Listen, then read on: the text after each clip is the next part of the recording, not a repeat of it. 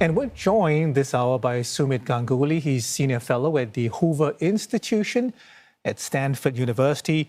Professor Ganguly, good to see you. We have so many questions for you, and I want to start with this one.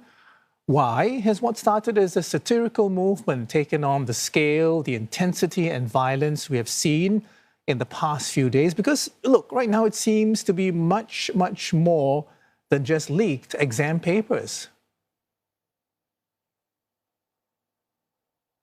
The leak basically has ignited this movement because of the widespread existence of youth unemployment in India. All manner of people get university degrees in India, but find few employment prospects. And what this exam leak served for was a catalyst. It set in motion certain sentiments that had been simmering below the surface for quite some time amongst educated but unemployed youth in India. And Abhijit Dipke, who came up with this idea of the cockroach movement after the Chief Justice of India rather callously referred to India's youth, particularly unemployed youth, as cockroaches. He effectively brought together the sentiments of any number of young people who were facing acute frustrations because of the inability to find adequate or meaningful work. So, Professor, just how significant a political challenge are these protests for the Modi government, and what will determine whether the movement can sustain its momentum? That is really the key question of the moment. Much depends on the willingness and ability of these youngsters to sustain this movement, because collective action is extremely difficult. The day-to-day demands of living prevent one from sustaining a movement over an extended period of time, particularly when the government is holding most of the cards and has considerable coercive power at its command, as demonstrated by some of the videos that you have so effectively shown just prior to my coming on the program. And consequently, it's going to require dedicated action on the part of these youngsters not to relent in the face of government repression and the government efforts to paint these youngsters as mere malcontents and also politically motivated by the opposition. Indeed. Speaking of the opposition, I want to get your reaction to the detention of Rahul Gandhi and other leaders outside the PM's residence. And the government cites security. The opposition says its dissent is being silenced. What does this episode say about India's political climate right now? Well, dissent certainly is being silenced.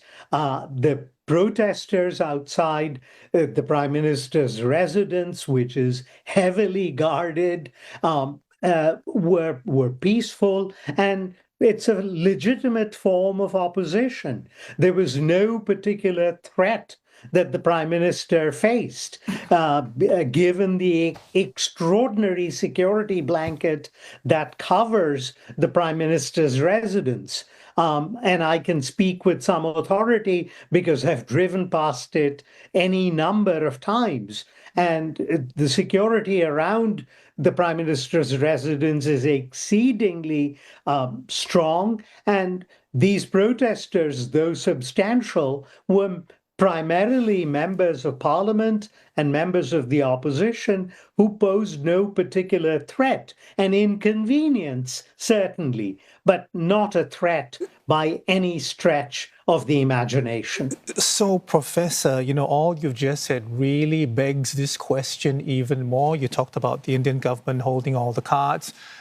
You talked about, Prime Minister Modi not being threatened in any way. So why, has the government reacted so harshly to the protests? I mean, police say, the march turned violent. The opposition and protesters say the response was disproportionate. I'm not there, obviously, but the pictures are quite disturbing. How would you explain the reaction from the government? The pictures, quite frankly, are self-evident. These are not doctored or photoshopped pictures. These are live action reports. Multiple reliable sources have reproduced the same videos. So there's no reason to believe that this has been deliberately manufactured by anyone. The government is responding with such vigor because it wants to break the back of this movement. It does not want this to become an electoral issue. The government does not want to appear weak, and it is probably feeling a bit besieged because they had expected, given the sheer heat of the summer in New Delhi and the discomfort that's involved in these protests, that it would have dissipated by now. But instead, it's now going past 3 weeks, and it doesn't show any signs of abating despite the significant discomfort that these protesters are confronting in the extreme conditions of New Delhi during the summer. And Professor, so the government has promised the toughest action against those behind the alleged paper leaks. But beyond that, what would it take to satisfy the protesters' demands and generally quell the public anger?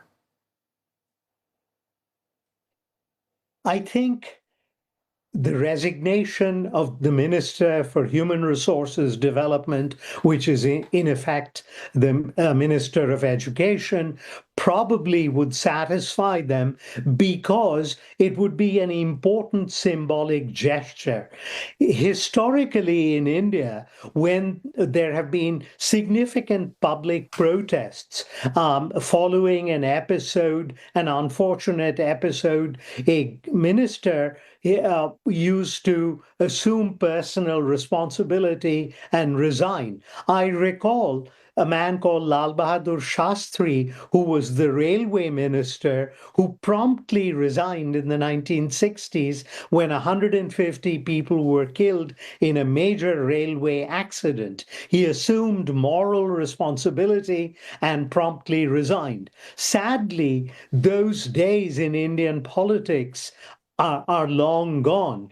And today, ministers will stay on in office until they become simply politically a liability for the ruling party. So, Professor, what next, for the CJP, which I should add at one point seemed ready to call off the protests, but hardened its stance after the scale of the violence was revealed? Is Abhijit Dipke, serious? Is he someone to be taken seriously?